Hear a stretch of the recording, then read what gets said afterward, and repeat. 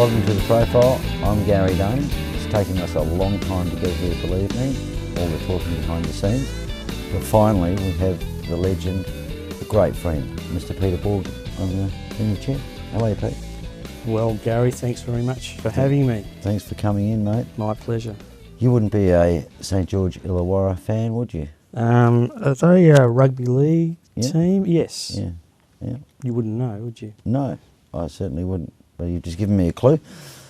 Pete, where were you born? I was born in Sydney. I don't know the name of the hospital, but Darlinghurst, which is now... St Vincent's. Is it? Yeah. Okay, there you go. Yeah. That's where I was born. I frequented that many times when I lived in Sydney. I know that hospital well. Oh my God. So what instruments do you play, Pete? I play bass guitar. Bass guitar? Mm-hmm. And you sing? Oh, well, something comes out of my mouth, but I've heard it. Have you? I've been on stage when it's come out. Yeah. Together, yes. So what was the turning point in your life, Pete, where the light bulb came on and you said, I'm going to do this, I'm going to play bass, I'm going to be a rock star? That was a bit of a story. Yeah. I Please tell. started playing guitar when I was probably about 9. My uncle played in an orchestra in Sydney. He played mandolin and a few other instruments. And my father, he lived in Coogee, not Coogee, Coogee. And we lived over in George's Hall, actually, which was over on the west side. Yep. So Dad would go and pick him up of an evening and drive him all the way to our house so that he could teach me guitar. Wow. That's I started playing guitar. And then one of my school buddies, Brad Ford, was a pretty mean drummer. His brother, Steve Ford, he played piano. Their father was a bass player, Trevor Ford, and the Falcons. He used to play in Canterbury Leagues Club over in Sydney. Brad came home one day and said, we've got a band together and you're going to play bass. And I said, so you had to what is digress that? from 6 strings to 4. I didn't. What's the opposite of digress? No, you got me there. No. Sorry, mate. Well, I can only count to 4, but anyway. So, you're going to play bass. I didn't know what bass was, and he said, okay, well, let's grab the guitar and take the strings off. And Wow. he filed some new grooves, 4 grooves in the bridge, and put 4 strings back on. He said, that's a bass, and that's where it started. Okay. With the guitar strings? So Yeah, strings. absolutely. Wow. Yeah. Okay, so your first band, you got some great names here. Family Dog. Family Dog. 1974. Do you remember who was in that band? Brad Ford was the drummer. He's still drumming today over in the Central Coast. Played with a guy who I later played with, Ty Coates. We'll get to that later. Yep. And John Holmes was the guitarist. Oh. Yes. John Humes. Sorry, Humes. Because Holmes was the guy with the, So I led to believe.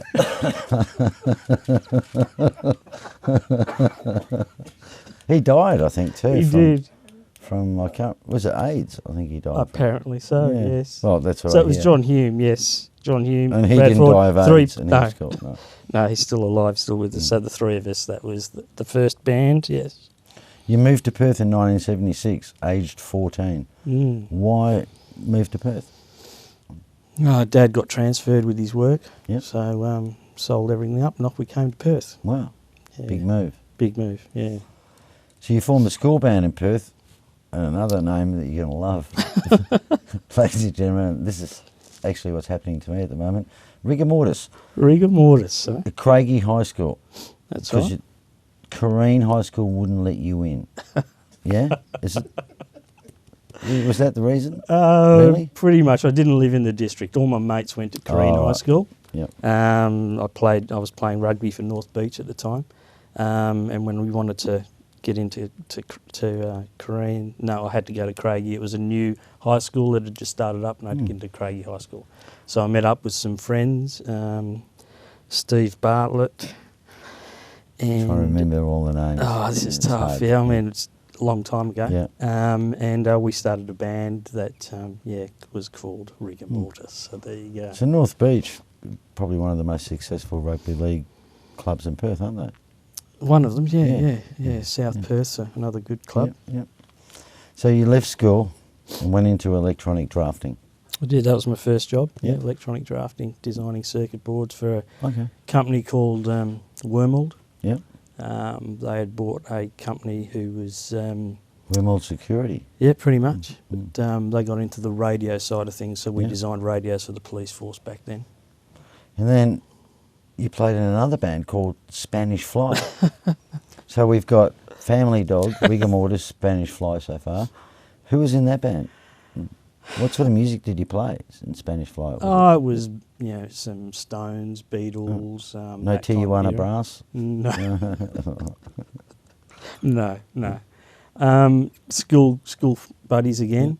One of the guys, Bobby Thorne, still playing today over on the East Yep. Coast. He just did a recording a little while ago with Mick Peeling from the Stars. All right, yeah. Mick, Adelaide boy. I'll send you his recording. It's pretty good. Yeah. And there was two bands at school at the time, and that was one of the bands. And the other band had a guy you might remember, Ian Kenny. Oh, very much so. Yeah, very good player too. Yeah. Yeah. So it was always competition, the two school bands, and Ian was in one and we were in the other. So yeah. And that happened to be called Spanish Fly at the time. You meet Steve Essex. 1982, he's playing drums for the Reserves, and you still play with Steve now. Yeah, occasionally. Yeah. So that's kind of a bit of a story. But I back then joined a band with a guy by the name of Mike Kingham. Yep. You know Mike. I know Mike, yeah. And Johnny Calabrese on keyboards. Know Johnny pretty well. So we went through a few different lineups, and then we met up with Steve Essex, who had a band called the Reserves at the time. They just finished a tour, I think, with a guy by the name of Dave Barraclough, who went on to play with Mental as Anything for about 10 years. He unfortunately passed away last year. And Johnny Calabrese was with that band, and we had a singer, Bill Hale, at the time. So two bands, three players, and in each, and got together. And Steve already had the name, the Reserves, and all the backdrops and what have you. So we started as the Reserves. Just jumping forward to recently, is it true that you actually pushed Steve Essex off stage, broke his ankle so that you could play with Alan Simpson? Oh, it's been a dream of mine to play with Alan Simpson.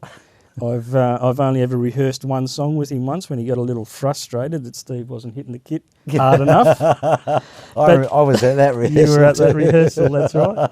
But I play it like this. I could never push Steve off anything, and I wasn't at that gig. I just so heard no, a that rumour. wasn't me. No. Yeah, it may have been coming from a certain producer, but Okay. So manager Ken McMillan sends 6 blokes up north to get their shit together.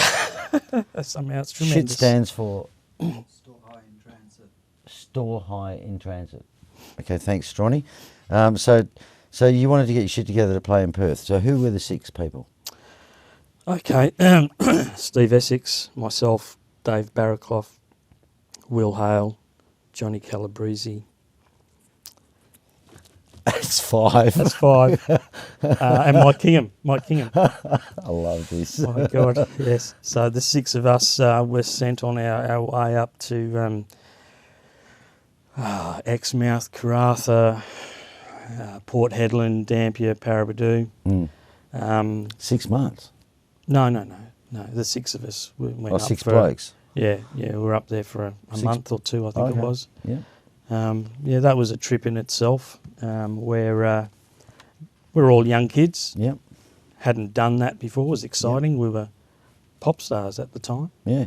And we also had a road crew of a front of house engineer, a lighting guy and a stage guy. We hired a truck from Osmond Park Truck Rentals. Yep. And I decided that I would drive in the truck with 2 of the other guys. Did you see many bush pigs up there? You know, like, no, I don't mean what you think I mean, like wild pigs and no, cows. goats and Lots of cows. Lots of cows. Lots of cows. Yeah. No bush pigs, lots of cows. So you came back to Wombats. Perth after that trip, looking for new management? 'Cause this is where it gets really hot. Well, we came back to Perth. We'd done fairly well up there, and Ken decided that he wanted to move on, and he suggested we look for new management. Yeah. So so we went. We had meetings with Brian Davidson. We had meetings with Des Jose. Yep. And we ended up with Pinky Hayes at Cool. No Sweat. Yep.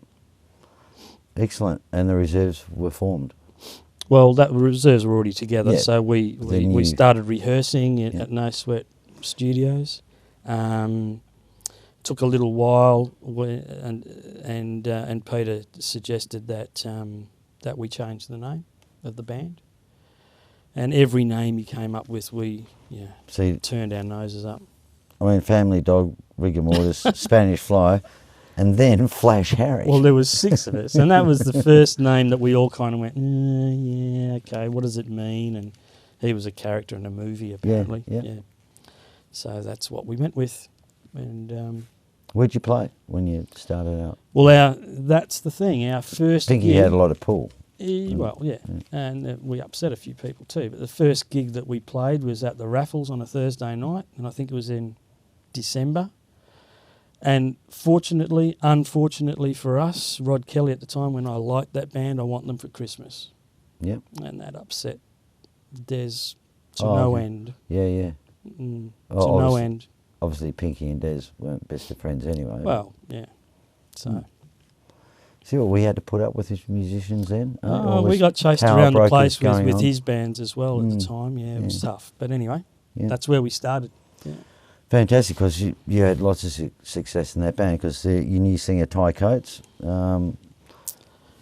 Yeah, after a Came in while, Bill decided that it wasn't what he wanted. Yeah. So he gave me his Kiss records and his Peter Cook and Dudley Moore Ab Nauseam records. I don't know what he thought of me, but anyway, that's what he gave that to me when he went to Yeah. meet God, I think. We needed a vocalist. Steve had heard of a guy who worked at Solar Heart at the time, I think, Mm. as a welder, Ty Coates. He came along and he got the gig. Yeah, he's a great singer, Ty. Mm. Well, still is. Yeah. So Graham Greene joined. So it was Yeah. just sort of bubbling away and forming and finding its feet. You know? Yeah, we were doing some gigs, then Johnny Calabrese wanted to pursue Whopper, Yeah. so he left the band to do that, and so did Mike Kingham, Yeah. same thing. So we found a keyboard player in Lizzie Holt. Mm. She played with I think Denise DiMarchi a little while Yeah. after that. Steve had also heard of a really young, I think he was a 16-year-old guitarist at the time, that was apparently unbelievable. Mm. So we got Pinky to he was in a band with some other guys, and we got Pinky organised a gig for them at the Hurdies on a Tuesday night, and the band came along and played, and we approached the guitarist and said, look, we'd like you to join the band. And he said he didn't want to leave the singer in the band, and he didn't sing. Yeah, and Mark Lizotte, that yeah. was Mark Lizotte, yeah. So he didn't sing at that time. Mm. But the good thing that came out of that was that Pinky saw this band that turned into Innocent Bystanders, which Yep. was an awesome band. So it helped those guys out, but not us. We still needed a guitarist. And we came up with a guy by the name of Graham Greene. He just finished a tour up north with Kim Hart, I think it was. Yeah, She had a couple of hit singles, didn't she? I think so. Yeah. Yeah, I can't tell you what they were called. Neither but, could I, but I know she did have hit singles. I saw her on Yeah. Countdown. Yeah. Mm. So he joined the band, and Yep. back down to That to sort one of guitarist. completed it, didn't it? Yeah, pretty much. Yeah. Yeah. And you Yeah. started getting the big crowds and Oh yeah, we at the time were young and innocent and didn't realise that we were actually in debt. We didn't realise that we actually had to pay for the rehearsal room every week. We had like most bands had a dedicated rehearsal room. yeah. We just thought, it just came with the gig, Yeah. So we had a change in front of house engineer, and a guy by the name of Peter Dean had finished with the Jets at that stage. So he did front of house for us. Mm. We were doing Matilda's, which was next to the Nookenburra. Yeah. the Overflow or Yeah. whatever it was. He took us on in debt. And that kind of turned us a bit because he got us into some more working class pubs like the Cloverdale.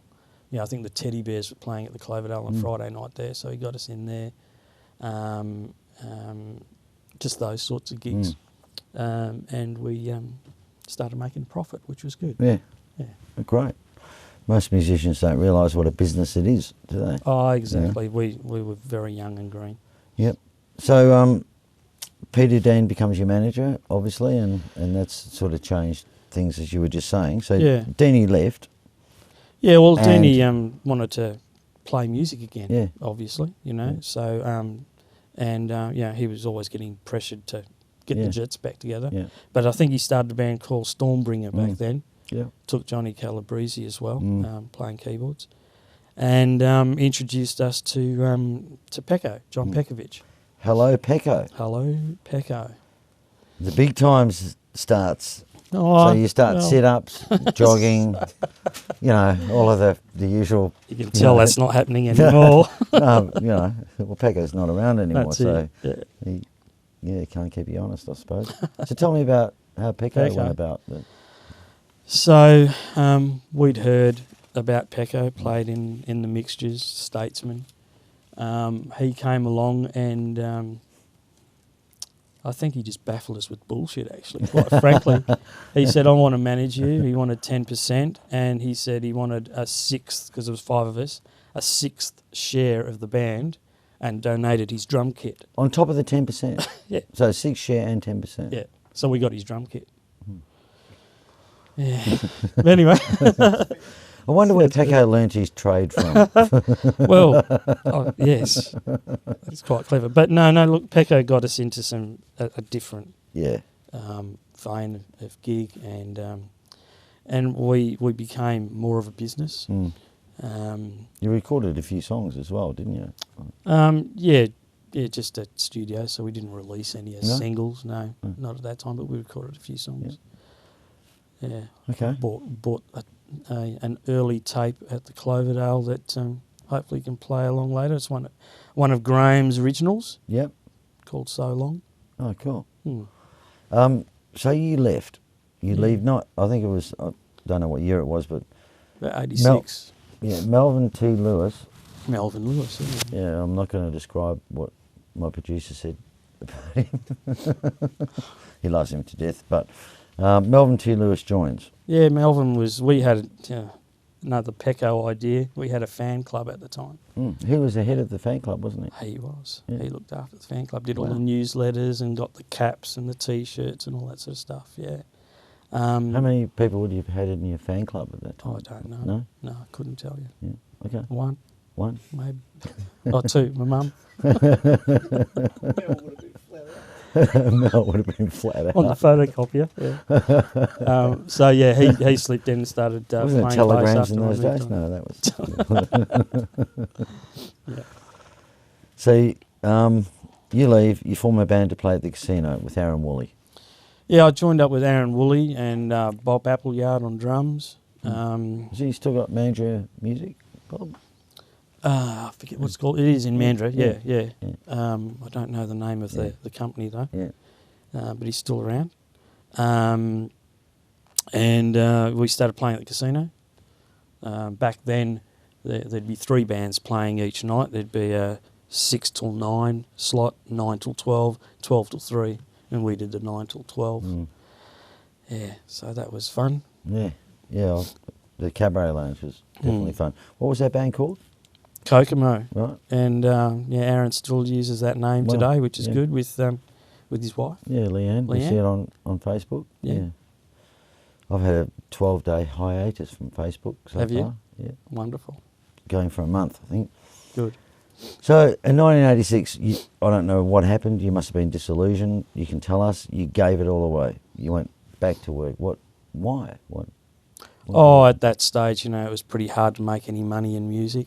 And I started a young family, got married in 85, and had to get a job. So I went back to my trade, drafting, and just gave music away. Yeah. for about 20 years. 20 years. Mm. So what did you do in that 20 years? Just be a father and Yeah. husband and Yes. a Exactly. beautiful wife, who we all know. So, Yeah. Built our little empire. yeah, Yeah. cool. Nothing wrong with that. That's great. So in 2006 you came back. Why did you come back? Was it the money? Well, we actually in that 20 years did something that we'd never done before and had holidays. Yep. You know, went to 21sts, weddings. Mm. You know what it's like, Gary. Well, you get to go out on a Saturday night and exactly. on a Friday night. Yeah, you get to actually have New Year's. My wife always says you always leave go out and never, I don't take it with me because, So we started with the kids falling in love with barley. I've got 2 girls. Yep. Now I've got 3 grandchildren, 2 granddaughters and 1 Beautiful. grandson. Yeah. But back then, going to Bali with my wife and the girls, we enjoyed that. But as a bloke, you get fed up with girls shopping. Oh, shopping. So we're in a department store in Bali once, and in the corner of my eye, I just saw a guitar hanging on a wall. I said, "Girls, you have a look at the dresses. I'll go and have a look at this little music area." And that kind of rekindled. And when we got back to Perth, I thought, well, I'll go and see my old mate John Goldsmith at Cosmic. And he gave you some great advice and then sold you a shitload of gear to pay for it. He was running Weekend Warriors back then, which was my step back into the music business, which was good because, being out of the music business for such a long time, it's nerve-wracking, especially going into a music store to play an instrument, and it's a bit daunting, with all these young kids that can do all sorts of stuff. That was me. That was you, yes. Young kids. So so getting into Weekend Warriors was good, we did, and I met some people and then started playing again. Yep. So you went into originals, you played in a band called Black Jack. Yeah. Black Jack was Nana Muscuri, I think you said earlier, and a bit of Doris Day. And No. I mean, you obviously changed tack. Blackjack is still going, actually. Okay. So different players, but met a guy, Sean, who's Sean's still playing. Yeah, still Black Jack. Playing. And, so they're Wow. we did a little bit of a recording. Yeah. Of some originals. That's it. Can you buy this anywhere? Or? No. No.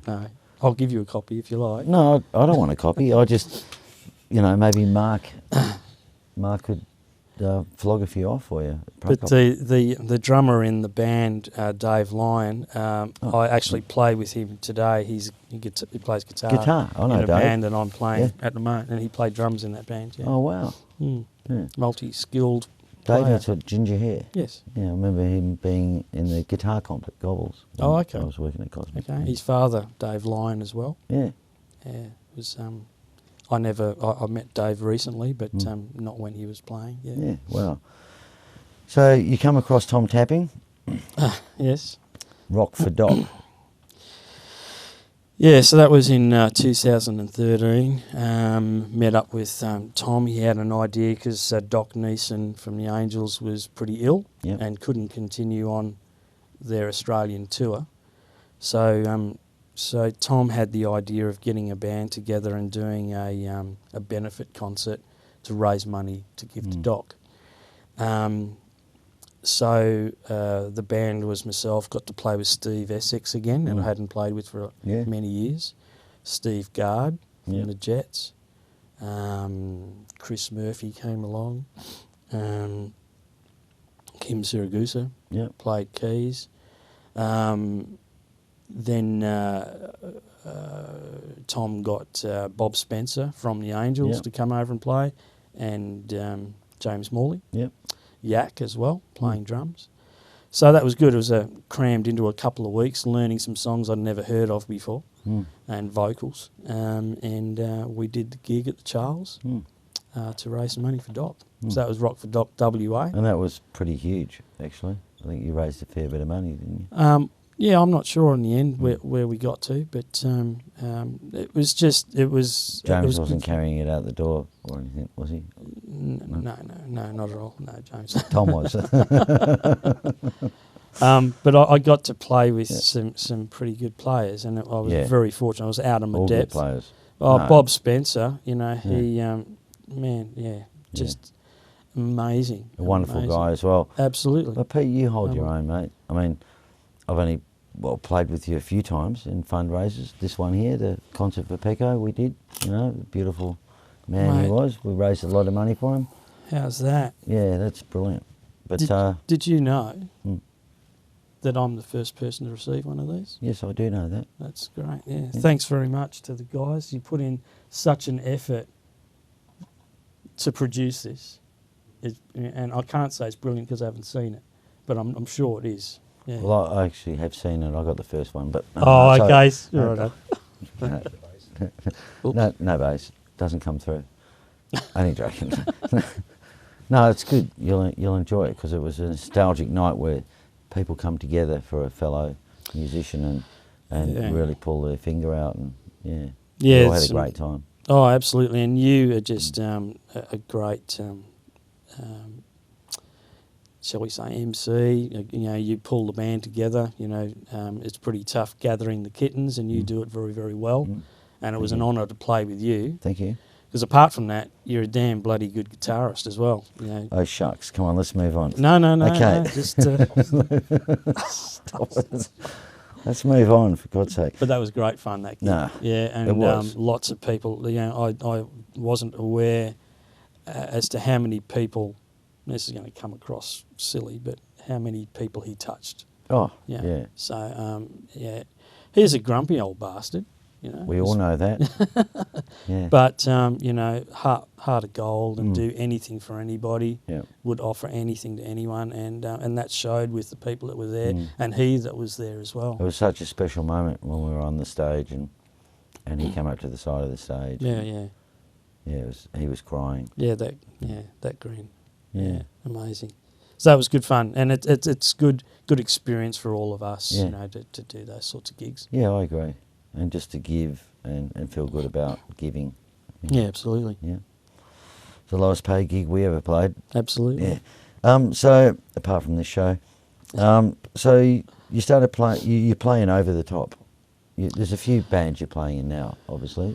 Yeah, Can so, you name some of those and who I played in a band called Rocket for a while. Yep. Just doing covers around town, and then was asked to join a. Much to our producer's disgust, a tribute band playing the Angels. But hey, that's what people want these What days. do you think why everyone got such a bugbear with tribute bands? I don't think everyone does. It's just certain people that do. Yeah, exactly. There's been Elvis impersonators for a long time, and He turned up he at did, Pecco's gig, the Elvis impersonator. Beatles bands and what have you for a long time. So people love the Angels. They can't, they can get to see some of the Angels these days, and we just try and play them as authentically as we can. And that's the main band that I'm playing with now. I've just been asked to join another band who've been around for about 16 years actually. Local tribute band to AC/DC called Hell's Bells. Oh, okay. So my first gig is soon, probably after the Z, I suppose. I don't know. Yeah, that's a hard one, that. Yeah. Yeah, I don't think there's anything wrong with tribute bands.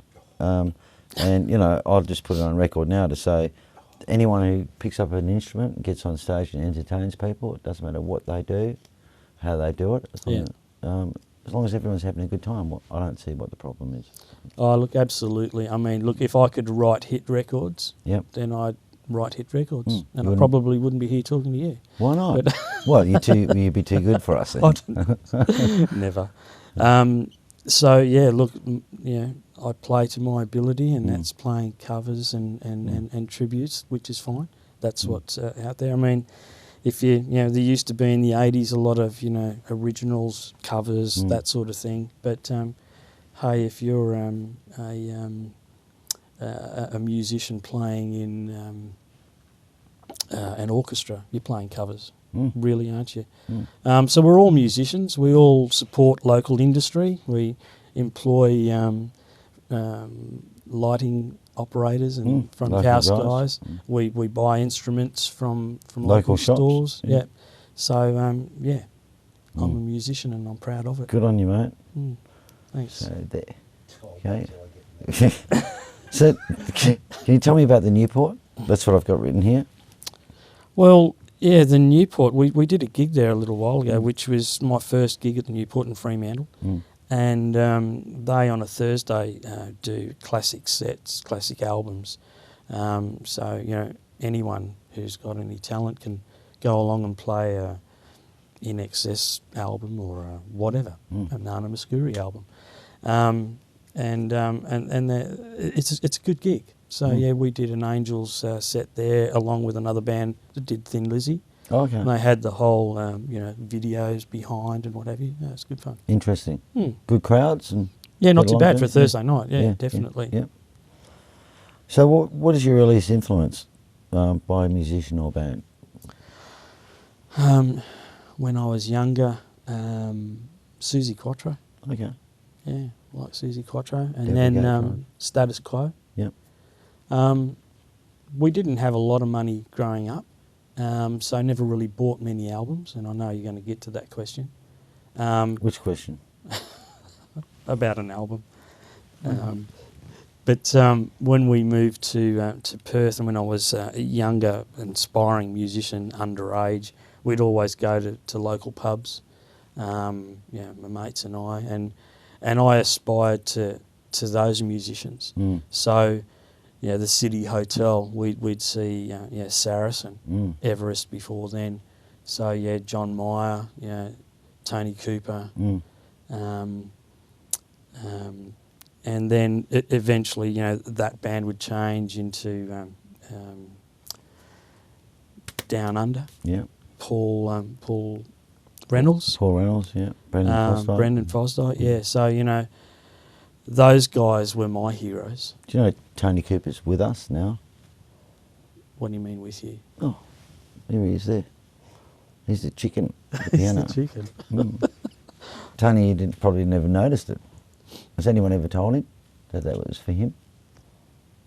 Oh, he'll be watching it. Told him there's something for him, Oh, right. and he hasn't spotted it. Okay, Oh, well, Tony, okay. the cat's out of the bag, or the chicken is out of the bag. Chicken and the piano. There you Do you know why they came about, the chicken and the piano for Tony? Because he posted a clip. He posted a clip. Yeah, posted a clip saying you should interview a chicken and a piano. I don't know why. First, chicken or the piano? Yeah, well, I'm not too sure. It's hard to say because the piano wouldn't really fit out of it. Anyway.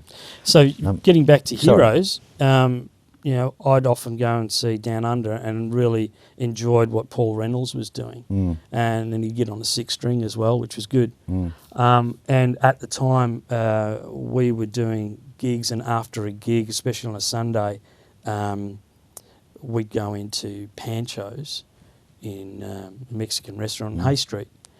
And in the corner would be this little jazz band, Mick Glendenning playing bass. Okay. And I finally got the guts one day to actually, hi Mick, you're a great bass player, do you teach? And he said yes. So I went to his house in Mount Lawley, and the first thing he said was, well, what do you want me to teach you? And I said, I want you to teach me how to play like Paul Reynolds. And at And he this said, that's gig, impossible? well, yeah. He didn't say that, but I knew it. But at this gig, both those guys played. So the three bass players were Paul Reynolds, Mick Glendenning, and myself. yourself, yeah. Yeah. So that was pretty emotional for me. And I told Pecco that story and the guys, and they all got a bit chuffed. But it was just something I never thought would happen. And we all played together. So there you go. And, that's what's the beauty about that, because it's the same thing for me.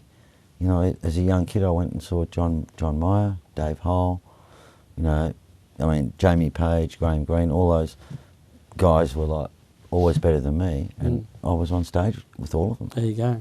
And it was like a dream come true, really. So I totally understand what you're saying if no one that's else good. gets it. Yeah, no, we get It's it. So that's the unreal. main thing. It's unreal. That's awesome.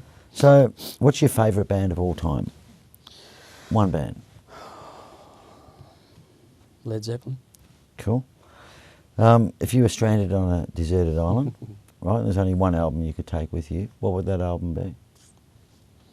That's tough. It's going to sound silly, but probably Yellow Brick Road. Yellow Brick Road? Mm. Do you want to phone a friend or anything? Or No, not at all. it's okay. That was the first album I bought. I think either that or Yep. Welcome to My Nightmare, one of the two. Yeah, that was a brilliant tour. Yeah. Alice Cooper. I didn't tour. see it, Yeah. but I bought the album. Yeah, brilliant. So, your favourite TV show growing up, what would you have loved? Oh, I Dream of Jeannie, Mm. Bewitched, Mm. Benny Hill. Yep. That's three. Yeah, Cool. there's plenty of them. Any unfulfilled ambitions? Do you have anything? Oh no, Yeah. just to have a happy family life and Yeah. continue playing until I can't play anymore. Yeah. Music, that is. Yeah. You're a gentleman. Do you collect anything? No. My wife would say I collect bases, but no. Mm. Does she collect shoes Shoes. and handbags? Huh? No. No? Do you want to say anything? No, she's pretty good actually. Yeah, excellent. Yeah, beautiful person. What would you put on your gravestone, Pete? I gave it my best shot. Yep. Is there anyone that you forgot to mention that you? Oh, that it's you can think of now? probably a whole heap of people I forgot to mention, but I know a certain producer wants to get out and get his dancing shoes on. So, no, look, there's plenty of people. Plenty of people I'm thankful of. I'm just a bass player in Perth. That's it. Mm. Nothing special. Just having a good time and playing as much as I can. And there's a lot of people to thank for that, and Good I on think you. I've mentioned most of them. Yeah, good on you. Including you guys as well, so, yourself and Simo, who don't want to be interviewed, but you should be interviewed because you guys have got stories to tell, and Mark and Strawny as well. And there's a whole heap of road crew out there as well. Yep. That, we're nothing without those guys. And I still, as much as I can, employ some of those guys when we do gigs. It's and difficult girls, I should say. nowadays, isn't it? Because there's no money. And No.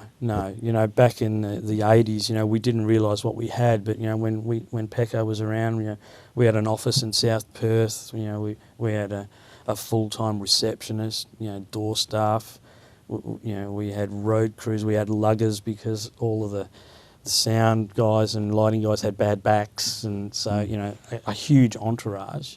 that's where all the money went. It's exactly right, exactly right. But these days, you're lucky to be able to afford a front of house guy. Yeah, yeah. Well, you can't. No. We all do it ourselves. No, we do as much as we can, yeah. Is there something about people you want to share with us that we don't know? No. Nothing? There's nothing to not to know. You know everything about me, yeah. Where are you currently working? I work for a landscaping company. I've been there for 16 years, LD total. Mm. I know your boss pretty well, Dean. Yes, the Furies. Dean's just finished racing at Bathurst. Yeah. Hmm. Yeah, he's a really nice guy. Obviously done a bit of business with us at Well, Infinite yes, Energy. spent a bit of money with you. But it's funny because, I'll ring him up and start singing down the phone. When your grass is not green and you need it to be clean, called in Fiore. He has a chuckle about that. He'd love that. Yeah. Yeah, definitely. Yeah, he's a good bloke. Good family, the Furies. Yeah, definitely. Yeah, you seem really happy there. And Yeah, from Kalgoorlie. Yeah. Yeah. Cool. Pete, wonderful to have you in. Mate, my pleasure. Thanks very much. I'm chuffed. Mate, you're a part of it. You've always been a part of it, and we respect you very much. Thank you. Thanks for all your efforts and everything you've done. And yourself too. Yeah. Cheers, mate. Thanks, Gary. Cheers, mate. That's it, Mr. Pete Borg, this week on The Profile. Good night, WA. See ya. It's an original this time again from Graham.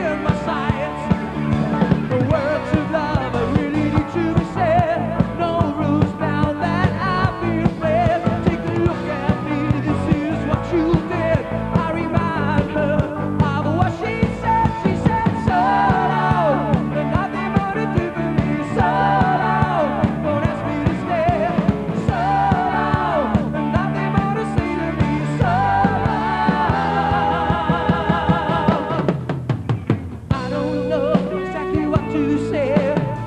I'm feeling sure about what I should do. I don't care what she feels inside. It hurts so much cause she's been untrue.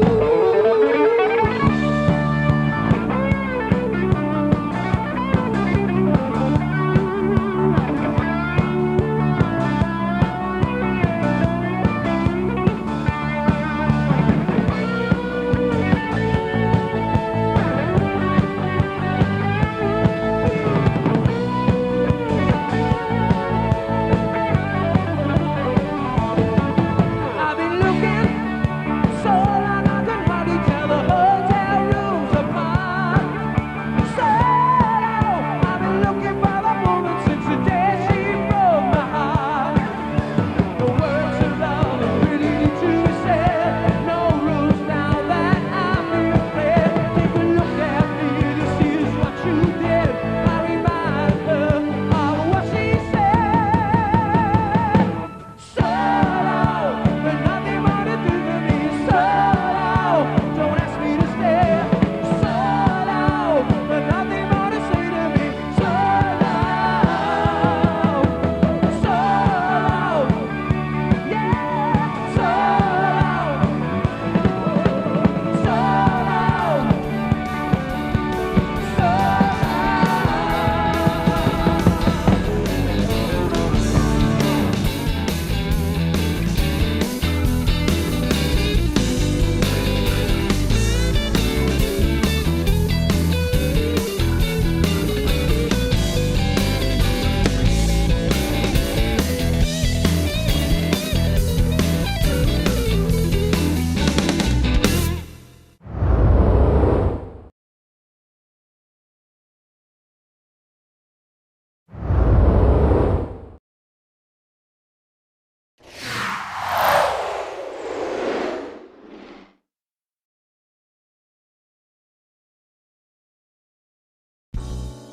At ProCopy, we can transfer audio to CD, make CD, DVD and Blu-ray copies, transfer video to DVD, Blu-ray or HD, digitise slides and photos and supply custom USBs.